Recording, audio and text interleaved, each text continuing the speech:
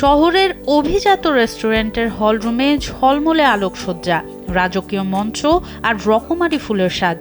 সব দেখে মনে হবে কোনো ধনাঢ্য পরিবারের মেয়ের বিয়ে। বিউটি পার্লার থেকে সাজিয়ে আনা কনেকে দেখে সবার চোখ যেন ধাঁধিয়ে গেল।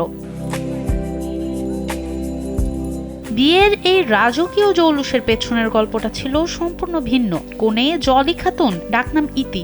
মেয়েটি তার রিক্সা চালক নানার অভাবের সংসারে বড় হচ্ছিল। নাতনির বিয়ে ঠিক হলেও খরচ জোগাতে না পেরে বৃদ্ধ নানা দিশেহারা হয়ে পড়েন। স্যান্ডেলিনা সো, রূপচর্চায় আভিজাত্য। আমার জীবনে কোনো ধারণাও ছিল না যে এরকম একটু আনন্দের মধ্যে এরকম হোটেলে বিয়ে হবে। বাপ মাও নাই, ইতিম মিয়া, আমি পারলাম এতদিন বড়া, এখন বিয়ে শাদী হলো, তো আমার কোনোদিনও কল্পনা ছিল না।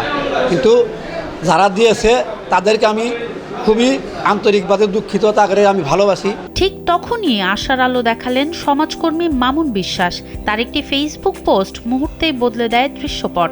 সংগৃহীত 1,21,500 টাকায় আয়োজিত এই অনুষ্ঠানে রিক্সা চালক লাল মিয়া তার নাতনিকে বিদায় দেন রাজকীয়ভাবে। বিয়ে যখন ঠিক হয় তার কোনো পরিস্থিতি ছিল না। কয়েকটা বিয়ে দেখার পর বিয়ে দিতে না পারার কারণে যখন এই বিয়েটা ঠিক হয় আমরা জানতে পারি এবং বিস্তারিত ফেসবুকে পোস্ট করলে 1,14,000 টাকার ব্যবস্থা হয়। সেই টাকা দিয়ে কিন্তু আজকের এই রাজকীয় বিয়ের আয়োজন গুড ফুড রেস্টুরেন্টে।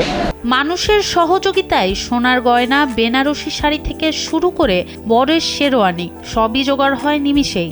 নানার কাঁধ থেকে নেমে গেল একরাশ দুশ্চিন্তার বোঝা। মা বাবাকে হারানো জলির জন্য যেন এক নতুন জীবনের শুরু হলো। দরিদ্র রিক্সা চালক নানার নাতনির এমন রাজকীয় বিয়ে হবে তা প্রতিবেশী বা আত্মীয় স্বজন কেউ ভাবতেই পারেনি।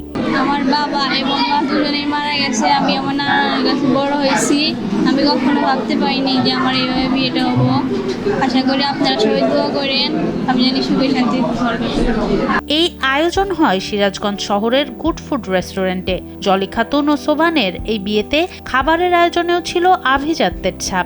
মেয়েটাকে আমি বিয়ে করছি, 3 মানুষ, নানা নানির কাছে মানুষ, তাকে আমি বিয়ে করছি। আপনারা সবাই দোয়া করবেন। পোলাও, মাংস আর মিষ্টির আয়োজনে জমকালোভাবে সম্পন্ন হলো এই রাজকীয় বিয়ে। অভাবের সংসারে বেড়ে ওঠা মা বাবা হারা তরুণীর স্বপ্ন পূরণের এই অভাবনীয় দৃশ্য দেখে উপস্থিত অতিথিরা তখন বিস্ময়ে হতবাক। সনম সিদ্দিকী, কালবেলা।